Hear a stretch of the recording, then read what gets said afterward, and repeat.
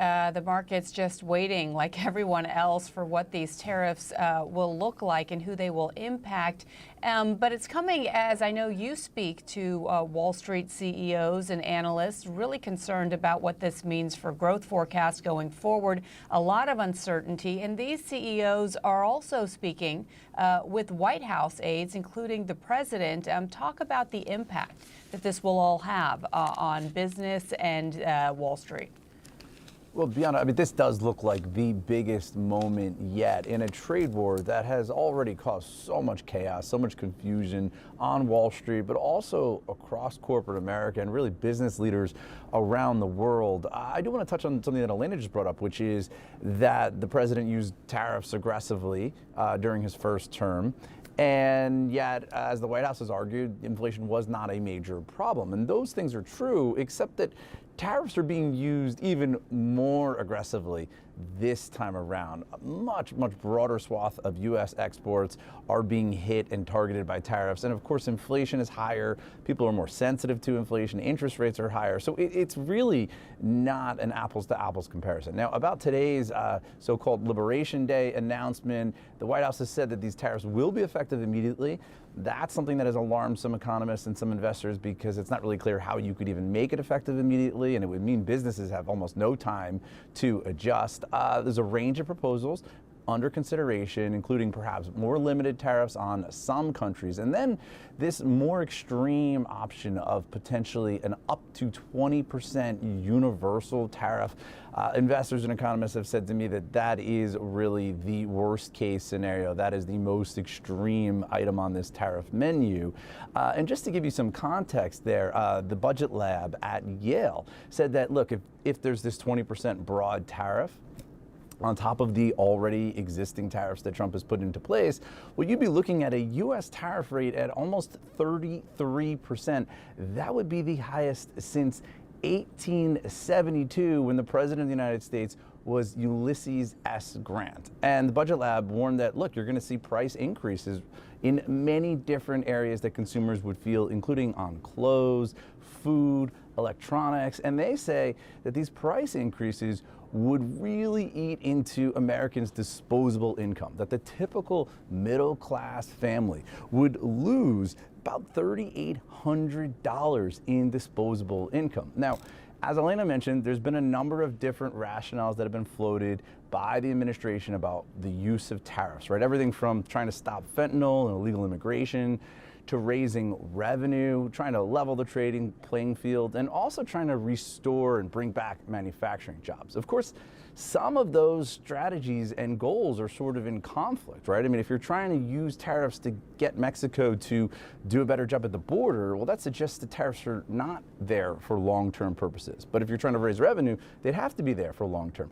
Take a listen to University of Michigan economist Betsy Stevenson weighing in on these shifting rationales and the wisdom of using tariffs like this. At the end of the day, the tariffs don't really make sense. Making it so that things are more expensive for American consumers. And then, what will happen in all likelihood is it'll be harder for American exporters to export because of retaliatory tariffs. What we're looking at is a shrinking economy and higher prices.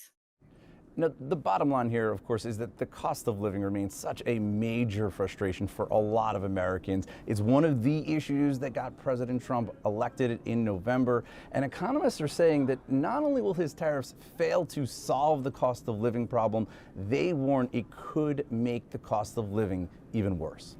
Now, if you're confused about the coming tariffs, what it means for you, I'm with you.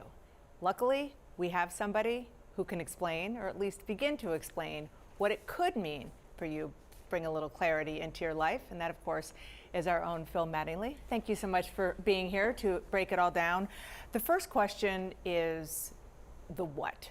We all know by now that the expectation is that these tariffs go into effect and prices go up. Right. What do we expect the prices to go up on first? Yeah, look, it's got to be the most important question in everybody's minds right now. Maybe other than what is a tariff, which, by the way, it is a tax on imported goods. And by the way, it's paid by the importer, which is an American company, just kind of throwing that part out there. But to the prices themselves, look, it's almost impossible. It is impossible to tell people what is going to happen at 4 p.m. today because we don't know. Last night, the Trump administration still going through it at the highest levels. But what we do know is there have been significant tariffs already put into place. 25% on some countries, 25% on steel, kind of across the board tariffs that we hadn't seen before at a scale that's much bigger than the first term. And we know from those tariffs, things like food, crude oil, cars and autos, computers, electronics, clothing, are all targeted or will get hit by that. We'll see how the market kind of plays out going forward. A lot of reticence to make any moves as we wait for more tariffs to come in. And I think that's the critical point here, because when you look at the tariffs that have already been put into place, you're talking, of course, about 25% on Mexico, 25% on Canada, 20% on China. Then you have steel and aluminum tariffs. That hits the EU. You also have automotive tariffs, parts tariffs as well that are coming into play today. It's been fascinating to watch India, which has major agriculture barriers. They've been targeted. They've been trying to get out of it. What happens there? So we have a sense of the scale right now, which is bigger than we've ever seen before. And yet today is going to be so much bigger. Okay, so explain the different kinds of tariffs that could impact Americans. Yeah, look, if you're an economist who loves modeling tariffs, like God bless you, but also this is your heaven and this is your moment, because all we're operating in right now is the theoretical. What Donald Trump has proposed is reciprocal tariffs. He says this is an issue of fairness. There are countries with barriers that are significantly higher than the US, particularly when you include non-tariff barriers. We're just trying to equalize right now. That's really hard to do, going country by country, product by product. How do you define non-tariff barriers? However, the Yale Budget Lab has been doing some great work trying to figure this out. They put the cost to the American price increases at $2,700 to $3,400 for their version of the reciprocal tariffs plan. Now, what about a universal tariff? Every country kind of hits a minimum of payment. 20% was a topic that had gotten back on the table after being off for several months, $3,400 to $4,200. So the scale could be enormous if it's as big as proposed right now. So these numbers are, you said, the cost of tariffs to consumers. Right. This is for each consumer? For a middle-class family, yes. I see. Yes, if they're put into place. That's the scale right now, right? It is enormous based on how they've talked about it. The details are absolutely critical. But again, you talk about details here, and I think this is important. Think about automobiles, right? Automobiles and the parts.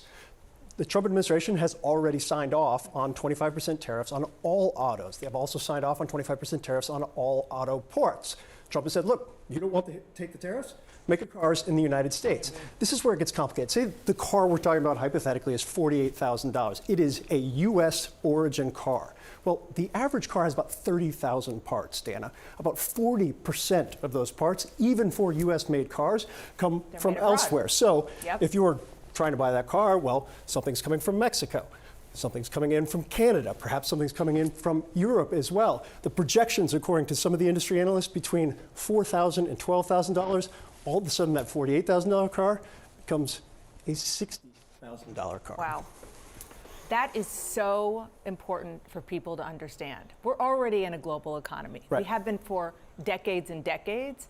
And so if you want to put tariffs on other countries, you have to do it not just for the overall product, but all of the parts, particularly when you're coming. Yeah, and it was interesting. When President Trump was asked about prices going up on automobiles, he said, I couldn't care less if they're not made in the United States. Right. And this is where it kind of comes underneath that. However, I do think it's important to point out the Trump administration, when I talk to officials that are working on this, they make clear they don't believe these projections are right.